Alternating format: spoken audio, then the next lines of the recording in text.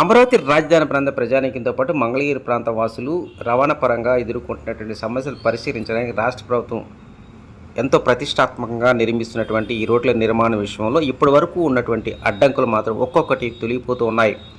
ఇది మాత్రం మంచి శుభపరిమాణం అంటున్నారు ఈ ప్రాంతవాసులు. ఇక పడమర నుంచి తూర్పు వైపు అంటే చెన్నై కలకత్తా జాతీయ రహదారికి అనుసంధానం చేసేటువంటి కీలకమైన రహదారులు గతంలో చెప్పిన విధంగానే E3 అదేవిధంగా E13 E15 రోడ్డు నిర్మాణ పనులు చకచకా జరిగిపోతున్నాయి.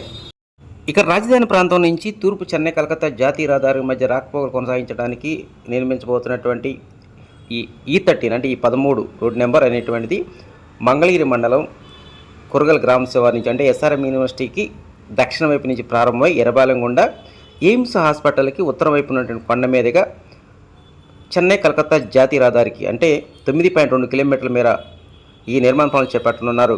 ఇదే సమయంలో మంగళగిరి మండలం డాన్ బాస్కోకి తూర్పు వైపున రైల్వే ట్రాక్ వద్ద 112 కోట్ల రూపాయల వ్యయంతో ROB అంటే రైల్వే ఓవర్ బ్రిడ్జి నిర్మాణ పనులు చేపట్టనున్నారు. దీనికి సంబంధించి ఇప్పటికే కేంద్ర రైల్వే శాఖ అనుమతి ఇచ్చింది.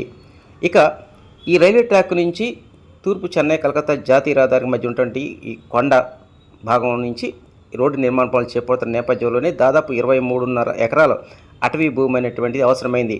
ఇప్పటి వరకు వివిధ అనుమతుల కోసం కొంత జాప్యం జరిగినప్పటికీ తాజాగా కేంద్ర అటవీ శాఖ మాత్రం ఈ కొండ అంచు నుంచి రోడ్డు నిర్మాణంకు సంబంధించి అనుమతి మంజూరు చేసినట్టు అధికారులు చెప్తున్నారు. ఇది మాత్రం మంచి శుభ పరిమాణం. ఎందుకంటే ఈ E13 అనేటువంటిది ఉత్తర వైపు నుంచి మరో E11 రోడ్డు నిర్మాణ పనులు చేపట్టున్నారు. దానికి కూడా కొంతమేర అటవీ శాఖ అనుమతులు కావాల్సిన అవసరం ఉందని అధికారులు చెప్తున్నారు. ఎయిమ్స్ హాస్పిటల్ తూర్పు వైపు ఉన్నటువంటి ఈ కొండ దిగువ భాగం నుంచి 6 వరుసల రోడ్డు నిర్మాణ పనులు చేపట్టనున్నారు. కేంద్ర అటవీ శాఖ నుంచి అనుమతి వచ్చిన నేపథ్యంలోనే త్వరలోని జంగిల్ క్లియరెన్స్ సంబంధించినటువంటి కసరత్తు ప్రారంభమవుతుందని అధికారులు తెలిపారు. ఇక ఈ E13 అదేవిధంగా చెన్నై కలకత్తా జాతీయ రహదారి అనుసంధానం చేసేటువంటి పాయింట్ దగ్గర ట్రంపెట్ ఆకారంలో ర్యాంపులు అదేవిధంగా లూప్లు నిర్మిస్తారని చెప్తూ ఉన్నారు.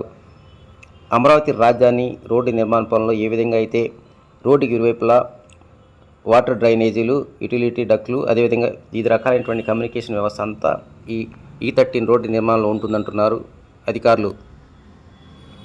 E13 రోడ్డు నిర్మాణం కనుక కొలికి వస్తే అమరావతి వైపు నుంచి వచ్చేటువంటి వారు కావచ్చు, లేదంటే గుంటూరు నుంచి అటు రాజధాని వైపు వెళ్ళేటువంటి వారు ఎవరికైనా సరే ఎంతో సౌకర్యవంతంగా ఉంటుంది.